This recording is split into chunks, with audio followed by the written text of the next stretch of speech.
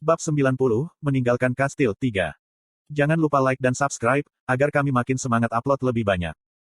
Meskipun keinginan Eugene untuk tidak mencabutnya adalah nyata, karena Christina dan Gillette sama-sama menatapnya dengan mata bersinar, dia bahkan tidak bisa berpura-pura tidak bisa menghunus pedang. Pada akhirnya, sambil dengan sungguh-sungguh berharap firasatnya akan salah, Eugene memperkuat cengkeramannya di tangan yang memegang pedang suci. Kemudian, firasatnya terbukti lebih dari sekadar perasaan. Pedang suci, yang terlihat sangat tertanam di lantai, dengan mudah meluncur keluar hanya dengan sedikit kekuatan. Sambil menelan kutukan yang mengancam akan keluar dari tenggorokannya, Eugene menatap pedang suci untuk beberapa saat. Gillette tidak bisa menyembunyikan kegembiraannya. Tubuhnya gemetar seolah-olah dia tersengat listrik, dan dia dengan erat mengepalkan tinjunya dengan penuh kemenangan. Saat ini, saya berada di pusat sejarah yang sedang berlangsung. Gillette bersukacita. Dewa Cahaya dan orang sucinya telah mengenali Eugene sebagai pahlawan. Namun, karena Gillette bukan pengikut Dewa Cahaya, daripada bukti pengakuan mereka, dia lebih terkesan dengan fakta bahwa pedang suci telah berhasil ditarik setelah 300 tahun. Agitasi Christina bahkan lebih besar dari Gillette. Dia berlutut di tempat, bertepuk tangan, dan mengangkatnya dalam doa. Berdiri di tengah semua ini, Eugene menyembunyikan ekspresi masamnya. Cahaya terus mengalir keluar dari pedang suci. Ketika Eugene dengan tajam memfokuskan inderanya, dia bisa merasakan bagaimana pedang suci menghasilkan cahaya ini. Itu melalui kekuatan ilahi. Meskipun tidak ada keraguan bahwa itu ada, masih agak tidak jelas apa itu Divine Power. Itu paling sering datang dalam bentuk cahaya yang hanya bisa dimanifestasikan melalui kekuatan yang dihasilkan oleh pemujaan pendeta atau paladin pada dewa-dewa mereka. Jadi begitu, mungkinkah pedang suci itu semacam fokus 1? Eugene berspekulasi. Eugene tidak menyembah dewa apapun. Jika mereka memang ada, maka mereka ada, dan jika tidak, itu tidak masalah baginya. Meskipun itulah yang awalnya dia pikirkan, apa dengan semua wahyu ini dan omong kosong lain yang terpaksa dia dengarkan baru-baru ini, Eugene mulai kesal hanya dengan mendengar semua omong kosong ini. Ibadah adalah untuk pengisap. Tidak mungkin aku membiarkan mereka menganggapku bodoh, Eugene bersikeras. Namun demikian, Eugene bisa merasakan cahaya yang dipancarkan oleh pedang suci. Meskipun tidak memiliki investasi sedikit pun dalam agama, dia masih bisa merasakan kekuatan suci pedang suci. Eugene memasukkan mana ke dalam pedang suci. Seolah menanggapi mananya, kekuatan suci yang diekspresikan dalam bentuk cahaya yang melilit pedangnya. Dengan melakukan ini, Eugene telah menciptakan bilah kekuatan pedang yang menggunakan kekuatan suci alih-alih mana. Katrina, yang masih berlutut, berseru kagum. Sambil menatap cahaya yang telah menelan pedang suci, dia berbicara dengan suara gemetar, sungguh kecemerlangan yang mempesona. Eugene bersenandung sambil berpikir, tidak memperhatikan kekaguman Katrina. Semua fokusnya terkonsentrasi pada pedang suci. Cahaya cemerlang pedang itu bukan hanya untuk memberikan penerangan. Eugene sangat menyadari betapa kuat dan menindas efek pedang mencolok yang tidak berguna ini pada ras iblis. Ini adalah kekuatan yang sama sekali berbeda dari mana, Eugene mengamati. Dia mungkin tidak memiliki tulang religius di tubuhnya, tetapi hanya dengan menjadi penguasa pedang suci, Eugene dapat menggunakan kekuatan suci yang begitu kuat. Dia sudah memiliki lebih dari cukup senjata yang menghabiskan mana dalam jumlah besar, jadi untungnya pedang suci tidak mengkonsumsi manapun. Dengan kata lain, ini berarti pedang adalah senjata yang sangat hemat bahan bakar. Fakta ini datang sebagai kejutan yang benar-benar menyenangkan. Meskipun kurasa aku tidak akan terlalu menikmati mengayunkannya, Eugene mencatat dengan kecewa. Eugene memang terbiasa menggunakan segala macam senjata dari kehidupan sebelumnya, tapi dia tidak pernah menggunakan pedang yang melampaui batas senjata bagus seperti pedang suci ini. Daripada pedang yang dimaksudkan untuk diayunkan dalam pertempuran, pedang suci lebih terlihat seperti pedang seremonial yang dimaksudkan untuk digunakan ketika memberi gelar kebangsawanan pada seseorang dan upacara formal lainnya. Namun, pada akhirnya, itu masih memiliki keunggulan yang tajam. Eugene mungkin tidak akan senang menggunakannya, tetapi masih layak untuk menyimpannya sebagai asuransi. Tuan Eugene, pernahkah Anda mendengar sesuatu seperti suara yang memanggil Anda? Tanya Christina. Apa yang kamu bicarakan tiba-tiba? Eugene mengangkat alis ketika dia mengembalikan pertanyaan itu. Pedang suci Altair adalah pedang yang ditempa dan diberikan oleh Dewa Cahaya secara pribadi kepada dunia ini sejak lama, kata Christina. Ini adalah bagian dari mitologi pendiri Kekaisaran Suci Yuras. Dahulu kala, sebelum peradaban apapun terbentuk di benua itu, dunia telah dilanda kekacauan tanpa akhir. Pada saat itu, Raja Iblis belum ada. Itu adalah era sebelum batas yang sekarang memisahkan Demon Folk, Demonic Beast, dan monster telah muncul. Nenek moyang mereka tidak lebih dari kengerian tidak manusiawi yang menangkap dan melahap semua manusia. Dibandingkan dengan kengerian ini, umat manusia jauh lebih lemah. Bara yang disulut oleh manusia hanya bisa digunakan untuk menyalakan api dan memanggang daging, tapi tidak mungkin bagi mereka untuk menerangi kegelapan yang datang setelah matahari terbenam. Selama zaman mitos itu, api bisa mengeluarkan panas, tapi tidak bisa menerangi. Semua kengerian lahir dari kegelapan. Setelah matahari terbenam, malam menjadi milik kengerian ini. Manusia yang lemah berkumpul bersama untuk melawan kengerian, tetapi mereka bahkan tidak mampu melawan. Semakin banyak manusia yang diburu, semakin lama malam tumbuh, dan semakin ganas monster itu, mengubah tawa sepanjang hari menjadi air mata. Tepat ketika semua harapan akan berubah menjadi keputusasaan, sebuah cahaya jatuh dari langit. Tuhan telah turun ke dunia. Tuhan menerangi kegelapan, dan memberi api yang hanya bisa memancarkan panas kemampuan untuk menerangi. Mitos ini, mitos penciptaan Kekaisaran Suci Yuras, tidak diragukan lagi arogan. Mereka benar-benar percaya bahwa dunia saat ini hanya dapat dicapai karena Dewa Cahaya telah turun. Mereka mengklaim bahwa semua dewa lain hanyalah anak-anak Dewa Cahaya. Dewa Cahaya menciptakan pedang dari darah dan dagingnya sendiri untuk menerangi kegelapan. Altair adalah anak pertama Dewa Cahaya, dan suar paling cemerlang yang Tuhan kita tinggalkan untuk melindungi dunia ini. Christina melantunkan nada religius. Ini, sampai batas tertentu, hanyalah mitos milik Yuras. Setiap negara lain memiliki mitos pendiriannya sendiri-sendiri. Namun, Santo Christina tidak berniat mengakui validitas mitos pendiri lainnya. Christina melanjutkan, dengan kata lain, ini berarti bahwa kehendak Tuhan kita masih ada di Altair. 300 tahun yang lalu, Vermont Agung menjadi Tuan Altair, dengan demikian memenuhi wahyu Tuhan.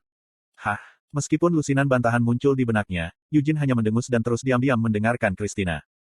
Alasan mengapa pahlawan mampu mengatasi semua kesulitan yang dia hadapi saat berkeliaran di dunia, semua karena Altair ada di sana untuk menunjukkan pahlawan jalan yang benar. Jika bukan karena pengungkapan Altair, bahkan Great Vermont tidak akan mampu mengalahkan ketiga Raja Iblis, Christina memproklamirkan dengan percaya diri. Eugene berniat untuk mendengarkan dengan tenang sambil menyimpan pendapatnya untuk dirinya sendiri, tapi dia tidak bisa menahannya lebih lama lagi. Saat Eugene tertawa tak percaya, Gillette juga mendapati dirinya tertawa bersama Eugene. Jika apa yang dikatakan Saint Christina adalah kebenaran, maka kamu mengklaim bahwa leluhur kita hanya bertarung seperti yang diperintahkan oleh pedang suci kepadanya.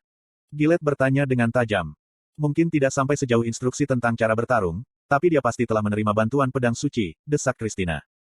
Santo Christina, karena kamu tidak lahir 300 tahun yang lalu, bagaimana kamu bisa yakin akan fakta ini? Eugene menantang. Tidak dilahirkan 300 tahun yang lalu, bukankah itu juga berlaku untukmu, Tuan Eugene? Christina membalas. Anak nakal-nakal ini, Eugene nyaris tidak berhasil menelan kata-kata yang beberapa detik lagi akan dia keluarkan. Ini adalah fabrikasi yang cukup kreatif. Dukungan pedang suci, itu memang melakukan pekerjaan yang mengesankan sebagai obor, pikir Eugene pada dirinya sendiri dengan sinis. Vermont tidak pernah sekalipun berbicara tentang pedang suci yang memberinya wahyu. Anise juga tidak pernah mengatakan apapun tentang pedang suci yang memiliki kekuatan seperti itu.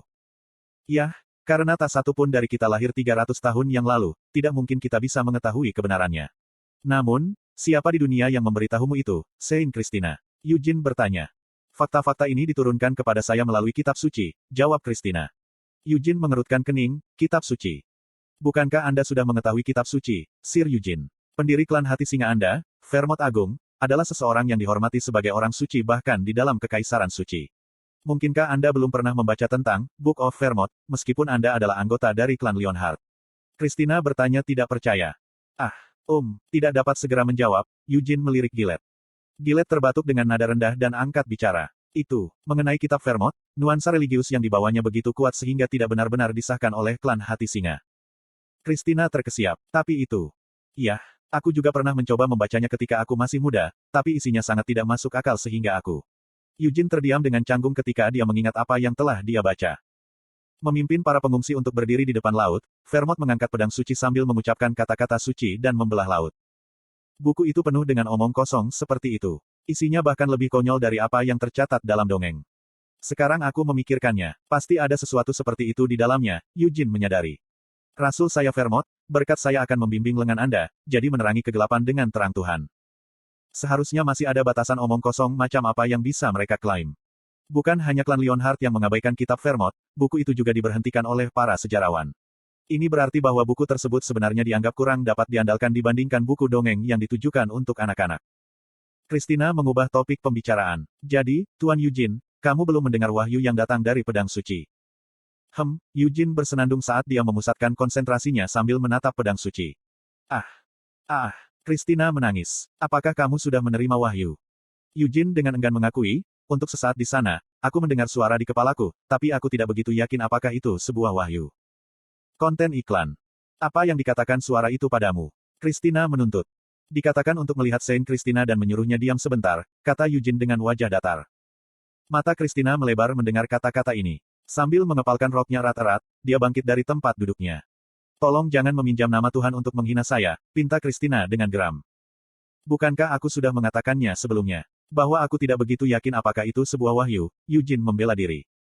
Bukankah itu berarti kepalamu penuh dengan pikiran kasar terhadapku? Menurut pendapat saya, pasti ada pengaruh setan yang mencemari pikiran Sir Eugene yang malang, tuduh Christina padanya.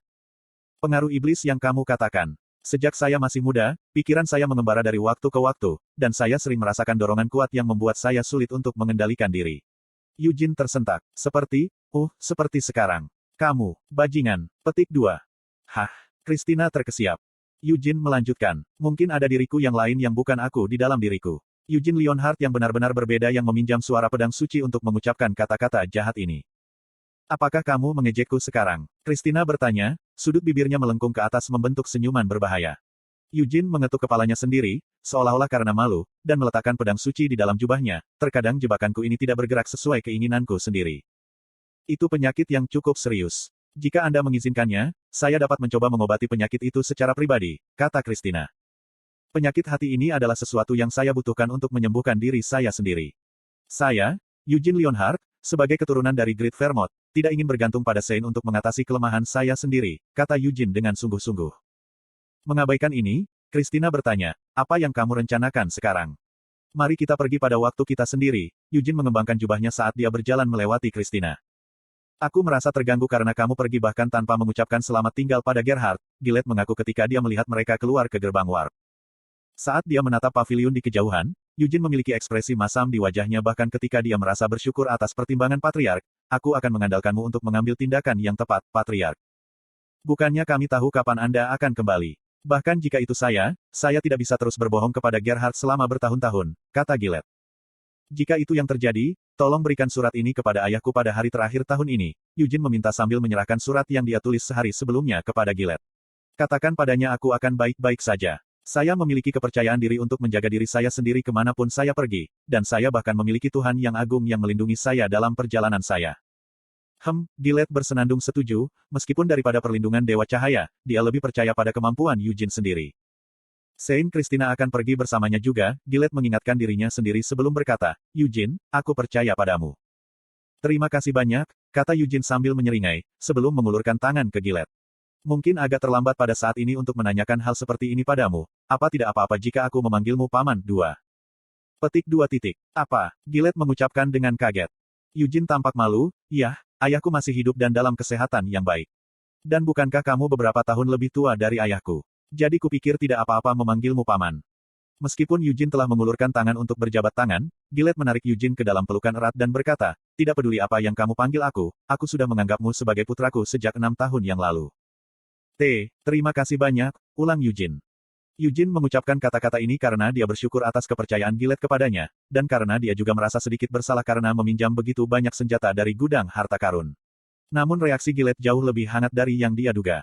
Hati-hati, dan semoga kamu mencapai tujuan perjalananmu, anakku, Gillette memberi Eugene restunya. Ya, Paman, tolong jaga dirimu baik-baik, kata Eugene dengan suara yang sedikit tersedak. Pelukan hangat mereka berakhir. Meski begitu, Gillette tidak menangis seperti yang akan dilakukan Gerhard. Yang dilakukan Gillette hanyalah menjaga punggungnya tetap lurus dan membusungkan dadanya saat dia melihat Eugene. Namun, bagi Eugene, tatapannya yang bersinar itu terasa sama membebaninya dengan air mata Gerhard. Tetap saja, tidak terasa begitu buruk terlihat seperti ini saat dia pergi dalam petualangannya. Dalam kehidupan sebelumnya, tidak banyak saat dia menerima perpisahan yang begitu menyenangkan. Tidak ada gerbang Lucy yang menuju ke Samar, Christina berbicara. Setelah kita melewati perbatasan selatan Kiel, kita harus berjalan di sisa perjalanan. Apakah Anda menyadari hal ini? Ya, kira-kira, Eugene mengangkat bahu. Apakah itu berarti kamu belum membuat rencana perjalanan? Bukankah itu juga terjadi padamu, Saint Katrina? Sepertinya aku sudah mempersiapkan diri lebih rajin darimu, Sir Eugene, kata Christina sambil memberinya senyum tipis. Pertama-tama, akan lebih baik jika Anda tidak menggunakan kartu identitas pribadi Anda, Tuan Eugene. Karena aku akan menerima banyak perhatian. Eugene dikonfirmasi. Ya, Christina mengangguk. Tetapi akan sulit untuk memalsukan kartu identitas, dan pos pemeriksaan cukup ketat tentang identifikasi, terutama ketika kita melintasi perbatasan, Eugene mengemukakan dengan hati-hati.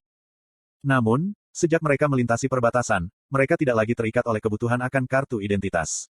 Keamanan publik di Samar sangat buruk, bahkan tidak bisa dibandingkan dengan ghetto, dan kartu identitas yang sangat umum di negara-negara lain di benua ini tidak ada gunanya di sana.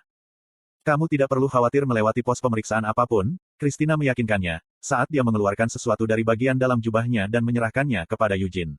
Memberinya kartu identitas kosong, dia melanjutkan berbicara, para pendeta dari Kekaisaran Suci melakukan perjalanan ke seluruh benua. Selama perjalanan mereka, pendeta tingkat tinggi sering menarik tatapan yang tidak diinginkan. Petik 2. Jadi mereka membawa kartu identitas palsu saat bepergian. Eugene bertanya dengan rasa ingin tahu.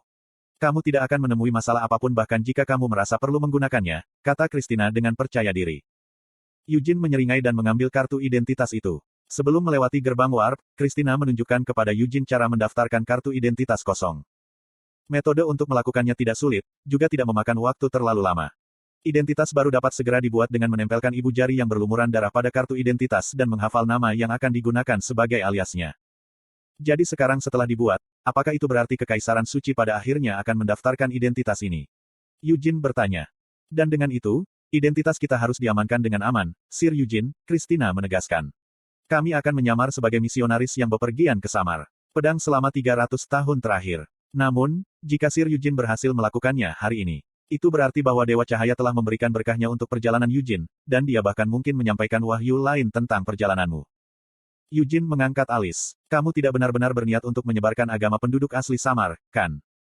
Jika memungkinkan, saya ingin mencoba dan berdakwah kepada mereka, tetapi sayangnya penduduk asli Samar tidak menghormati Dewa Cahaya, kata Christina sambil tersenyum pahit. Itu hanya realitas situasi. Sebagian besar pendeta bersemangat yang melakukan perjalanan ke Samar untuk menyebarkan agama mereka dan melayani dewa-dewa mereka tidak pernah kembali. Setelah Anda menyatakan bahwa Anda akan pergi ke Samar, saya melakukan penelitian independen saya sendiri di Samar, Christina memberitahunya. Jadi apa yang kamu temukan? Eugene bertanya.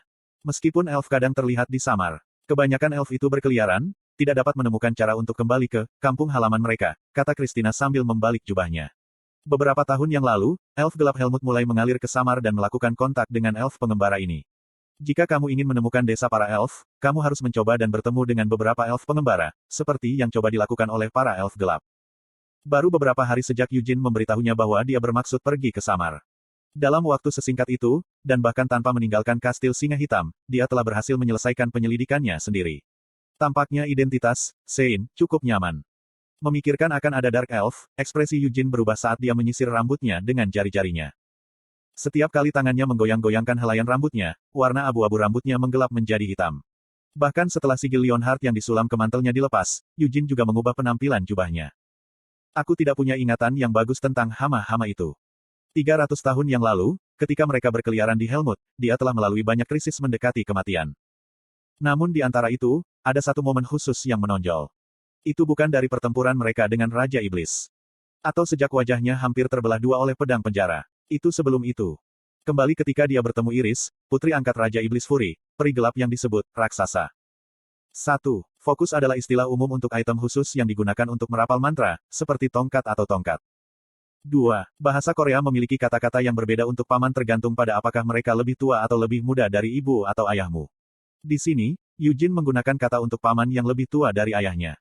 Ini tidak membuat banyak perbedaan pada akhirnya, tetapi itu menjelaskan mengapa dia menunjukkan bahwa Gillette beberapa tahun lebih tua dari ayahnya dalam kalimat berikutnya.